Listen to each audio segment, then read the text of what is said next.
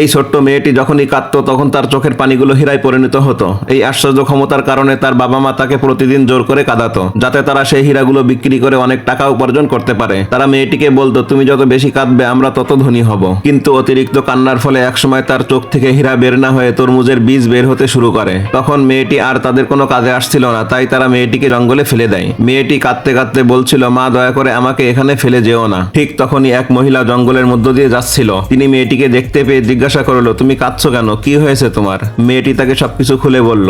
সব শুনে সেই দয়ালু মহিলা বলল, চিন্তা করো না, তুমি আমার সঙ্গে আমার বাড়িতে চলো। এরপর মহিলা মেয়েটিকে নিজের বাড়িতে নিয়ে গেল। তাকে অনেক মজার মজার খাবার খেতে দিল, এমনকি তার জন্য একটি মাফলারও তৈরি করে দিল। এইসব পেয়ে মেয়েটি খুব খুশি হয়ে গেল। এক বছর পর একদিন মেয়েটি একটি খরগোশের পেছনে দৌড়াতে গিয়ে হঠাৎ পড়ে যায়। তখন কান্না করতে থাকলে সে দেখতে পায় তার চোখের পানিগুলো আবার হীরায় পরিণত হয়েছে। ঠিক সেই সময় একজন লোক এসে সেই মহিলাকে বলে, তোমার মেয়ের চোখের পানিগুলো সত্যিকারের হীরা, আমি এই সোনার কয়েনগুলো দিয়ে সেগুলো কিনতে চাই। লোকটি যখন হীরা কিনে নিয়ে যাচ্ছিল তখন খবরটি মেয়েটির আসল মা বাবার কানে পৌঁছে যায়। তারা জানতে পারে মেয়েটির চোখের পানিগুলো আবার হীরা হয়ে গেছে। তাই তারা আবার মেয়েটিকে নিয়ে যাওয়ার জন্য চলে আসে। কিন্তু সেই ভালো মহিলা সাহসের সঙ্গে তাদেরকে বাধা দেয় এবং তাড়িয়ে দিয়ে মেয়েটিকে রক্ষা করে। গল্পটি ভালো লাগলে একটি লাইক করে যাবেন।